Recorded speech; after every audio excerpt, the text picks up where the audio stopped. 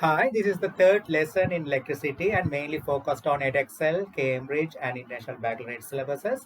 The video link for the first two lessons are given in the description of this video. You can go through them if you like.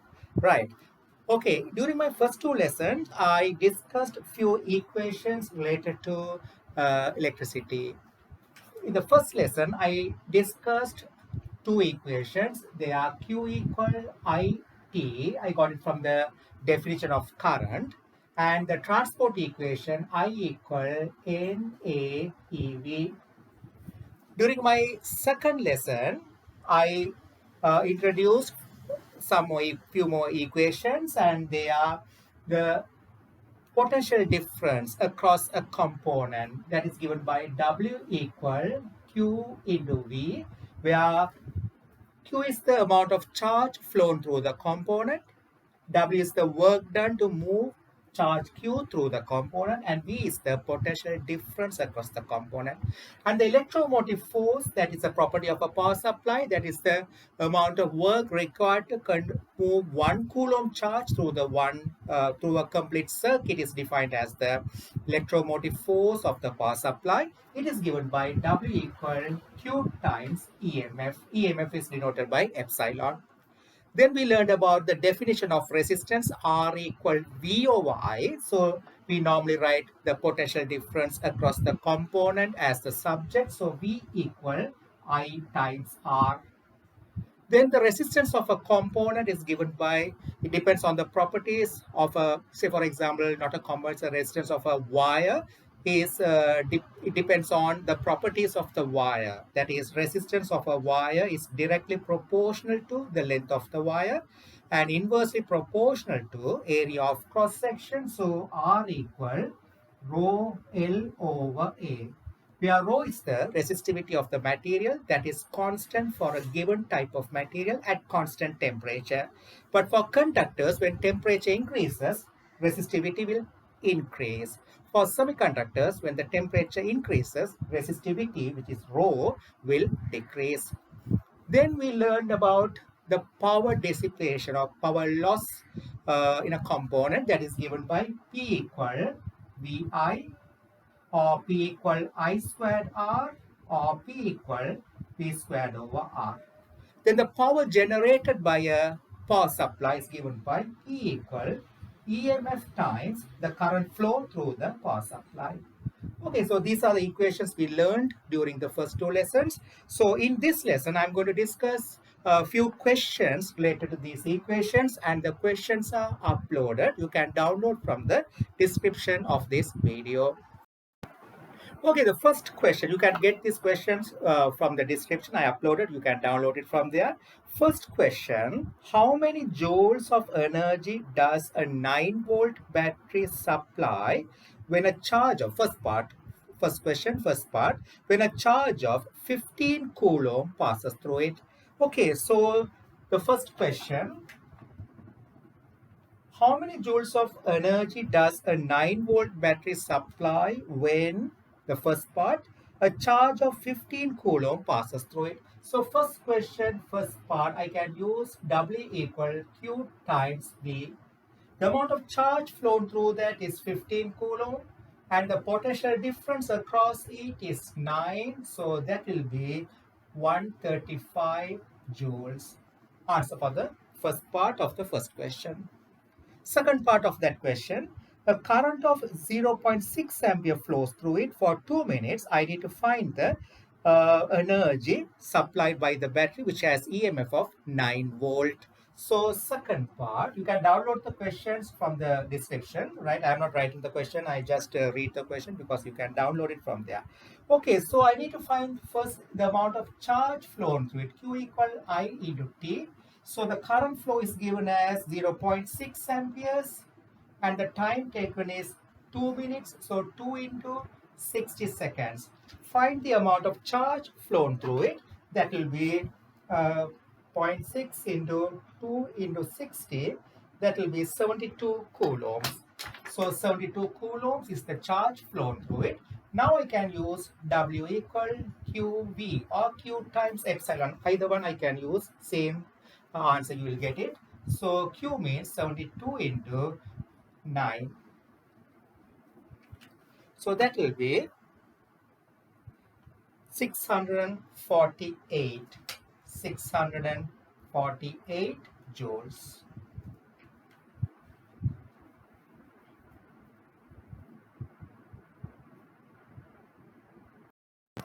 Okay, second question. A power supply of a torch bulb, the power of a torch bulb is 0.75 watts. What do you mean by power of a torch bulb? That means the power consumed by the torch bulb is 0.75 watts. Yeah, we call it power of a torch bulb.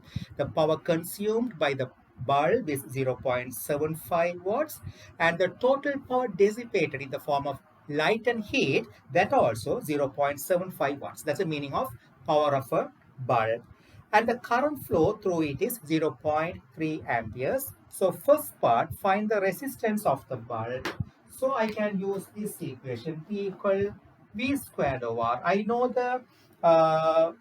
the power of it. The question is the resistance. I know the current, so I can use the second equation, P equal I squared R. Second question, first part, I can use P equal I squared R. The power is 0.75. The current flow is given as 0.3 ampere. So 0.3 squared into R. Find the R.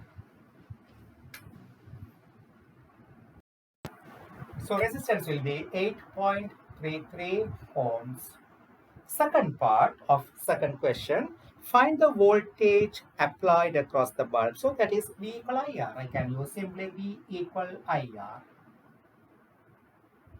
So current, I know that 0.3, resistance 8.33, recurring, right.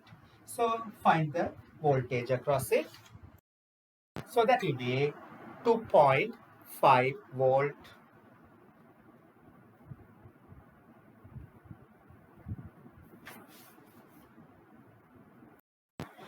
Okay, third question. Energy transferred by a generator is 0.3 megajoule. That is 0.3 into 10 to the power 6 joule. That's energy transferred. Means that's energy generated by the electrical generator. Is it?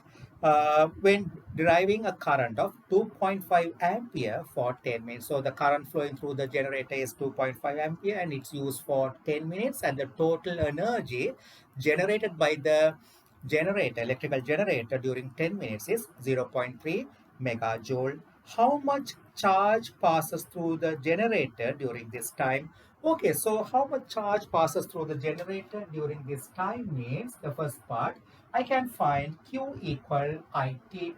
So that's the amount of current into time. Current we know that is 2.5 amperes and the time 10 minutes. So I should convert to seconds multiplied by 60. So that will be 1500 coulomb. That's the amount of charge flown through the electrical generator during 10 minutes.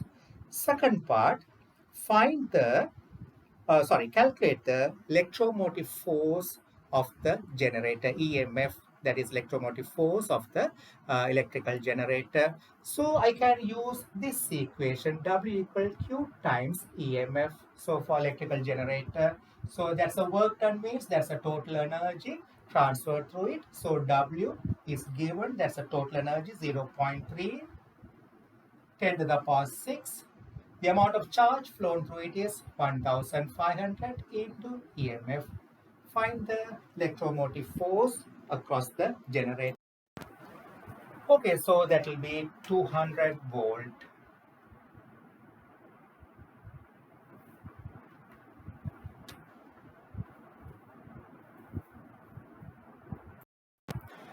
Okay, so the next question, fourth question. A copper track on a printed circuit board is 8.5 millimeter wide, 2 millimeter thick, and 4 centimeter long. Resistivity of the copper is given 1.7 to the power minus 8 ohm meter. First part, calculate its resistance. So we know the length, that is 8.5 millimeter, and the width I know 2 millimeter. 2 millimeter is the thick and 4 centimeter is the length. 4 centimeter is the length, and width and thickness also I know that. So if I think about the copper track, I can draw like this. Okay, so I can draw the copper track like this: 4 centimeter length, 8.5 millimeter width, and 2 millimeter thickness. So the area which is perpendicular to the current flow is this area. And we know the equation to find the resistance. First part, R equal rho L over A. So resistivity is given 1.7 10 to the power minus 8. The length is given 4 centimeters, so 4 into 10 to the power minus 2 meters. Area of cross section is the area perpendicular to the direction of current flow, that is this area. So width into thickness, so 8.5 10 to the power minus 3 into 2 into 10 to the power minus 3 ohms. So if you solve it, you will get the resistance of the copper track. That will be 4 into 10 to the power minus 5 ohms. That's the first part answer. Second part, calculate the voltage across it when it carries a current of 25 milliamps. So simply I can use second part, V equal I times R. So the current is given 25 milliamperes. So 25 into 10 to the power minus 3. And the resistance 4 into 10 to the power minus 5. So solve it. You will get the voltage across the copper track. Answer will be 1 into 10 to the power minus 6 volt. That is, I can say 1 microvolt. Okay, fifth question. A copper wire of length 4 meter has a cross-sectional area of 0.2 into 10 to the power minus 6 meter squared. Copper has 1 into 10 to the power 29 per meter cube free electron. So that is the charge carrier density, N is given. Resistivity of the copper also given as 1.7 10 to the power minus 8 ohm meter. First part, calculate the current through the wire when the drift speed of the electrons is 0.94 millimeter per second. Okay, so I need to find the current through the wire when the drift speed is 0.94 millimeter per second. So I need to use this equation, I equal NAEV. Fifth question.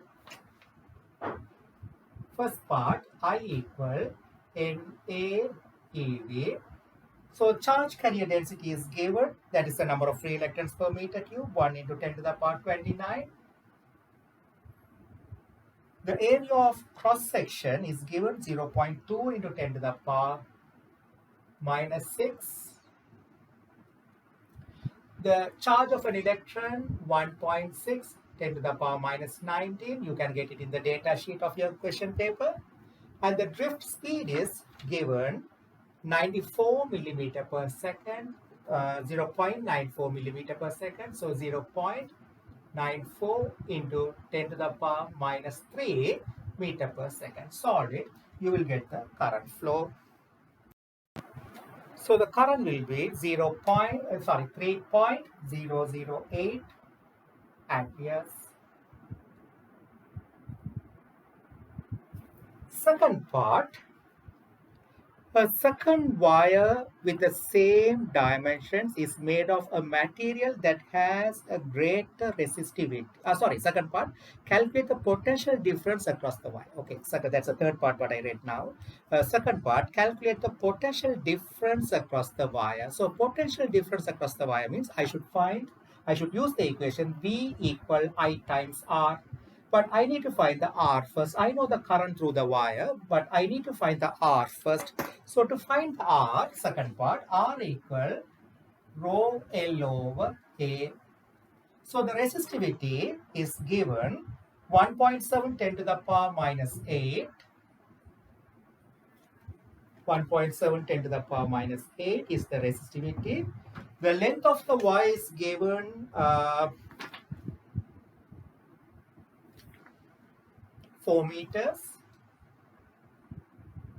And the area of cross section is given that is 0.2 10 to the power minus 6. So this much of ohms, solve it, you will get the resistance. So that will be 0.34 ohms. Now you can use V equal IR for the wire. So current we found it 3.008 into resistance 0.34. So that will be the voltage across the wire. So that will be 1.023 volt.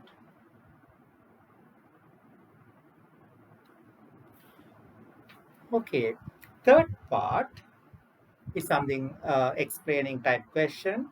A second wire with the same dimensions is made of a material that has greater resistivity than copper.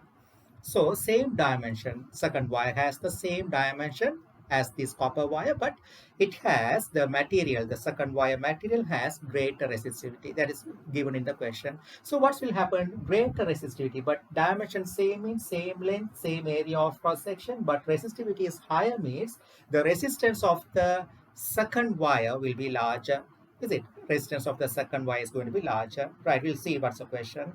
The question says, explain how, if at all, the current will differ from that in copper wire when the same potential difference is applied across it. Okay, so the answer should be like this. I'm not writing it, but you can understand. You should say like this. Since the second wire has the same length as the first wire and same area of cross section as the first wire, but it has greater resistivity, the second wire. Therefore, according to R equal rho L over A, you should refer the equation, which equation we are using. According to R equal rho L over A, the second wire will have larger resistance than the copper wire. Right, so you showed it. Second wire has larger resistance. So resistance of the second wire is larger, right? Because resistivity is larger, L and A are the same as copper wire. We are comparing the both wires. Then they're asking about the current flow. And same potential difference is applied as whatever the potential difference applied across the copper wire, which is 3.0. We found the potential difference across the copper, that is 1.023. The same potential difference is applied across the second wire also. So then you should refer according to V equal IR. Since both wires have the same potential difference and the second wire has larger resistance, according to I equal V over R, the current flow in the second wire will be lower than the current flow in the copper wire. Okay, again I'll tell that. So first you should say, since the second wire has greater resistivity and the same dimension as the copper wire, according to R equal rho L over A, the second wire will have greater resistance than the copper wire. Then you should say, since the same potential is applied across the second wire, according to V equal IR, that is I equal V over R, since R is greater, the current flow in the second wire will be lower than the current flow in the copper wire. That should be the answer for the third part of this question. Okay, the same question, fourth part. So we showed that in third part of fifth question, I already showed it. So the current flow in the second wire will be lower than the current flow in the compared to the current flow in the copper wire. Now the fourth part of the same question, question number 5, you can read the question from the paper. You can download it from the description of this video. The number of free electrons per meter cube in this wire is the same as that in the copper wire. So that means both wires, both materials, the material of the second wire and the copper has the same charge carrier density. They are telling it. Compare the drift velocities of the electrons in the two wires. Okay, so I can use the equation I equal NAEV, right? Both have same charge carrier density, that is given in the fifth part. Both have the same charge carrier density. Both have the same cross-sectional area because both have the same dimension that is mentioned in the third part. So both have the same dimension means that means both have the same area of cross section. E is the charge carrier density, so same E. So when we consider both wires, both have the same charge carrier density, same area of cross section. E is the charge of an electron, that also same. But the current flow in the second wire is lower. Current flow in the second wire is lower.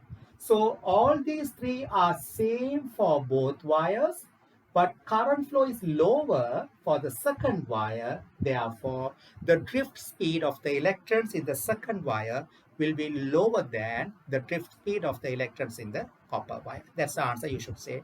You can simply say both, since both have same N, same A, and same value of E, and since the second wire has lower current, according to I equal NAEV, you have to refer the equation, according to I equal NAEV, the drift speed of the electrons in the second wire will be lower than the drift speed of the electrons in the copper wire. That's the answer for the fourth part of the fifth question. Okay, the sixth question. A 500 watts electric toaster operates from 230 volt main. First part of the sixth question, calculate the current in the heating element of the toaster. So we know the power of the electric toaster. That means the power dissipated by the electric toaster or the power consumed by the electric toaster. Both refers the same. That is 500 watts and the voltage across it is given 230. So calculate the current. So simply I can use P equal VI first part. So the power is 500 and the voltage across it is 230 times I. So I is equal to 2.17 amperes.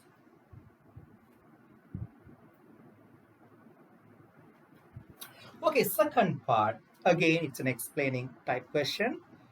The heating element of the toaster is made of much thinner wire than the wire in its supply head. Okay, the coil. It's made of a thinner wire than the wire which is connected to the plug point, right? But both are made of the same material. So both are made of same material means both will have the same charge carrier density and same resistivity. So the wire which is the material which is used to make the coil and the wire which is used to connect the heating element to the plug point, both are made of same material. That means both will have same charge carrier density and same resistivity, but the coil is much thinner than the wire which is used in the supply cable. When same current flows through the both wires, so current is the same, in which of these two wires do the electrons have the greater drift velocity? Explain your answer briefly. So you can simply say drift velocity means we have only one equation, that is I equal NAEV. So second part you can use the equation I equal NAEV. Okay, simply we can say both have the same current because that's given in the question. Both are made of same material means both have the same M.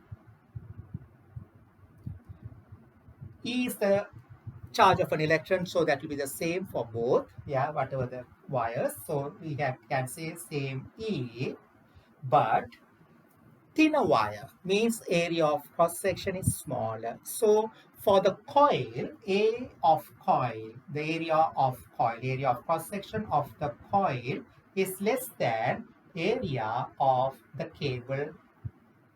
So when we compare both are going to have the same current, same N, same E, but the coil has smaller area.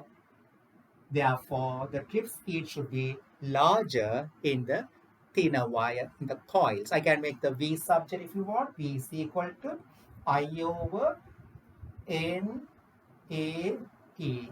So I can say when I make the drift speed subject, both have same I, same N, same E, but thinner wire, that is the coil, has smaller area of cross section. Therefore, the electrons in the coil will have larger drift speed. That's the answer. Okay, so the electrons in the coil will have large drift speed. Okay, so that's the end of these questions. I hope that will be useful. Okay, so that's the end of the third lesson. We'll meet in the fourth lesson. Bye.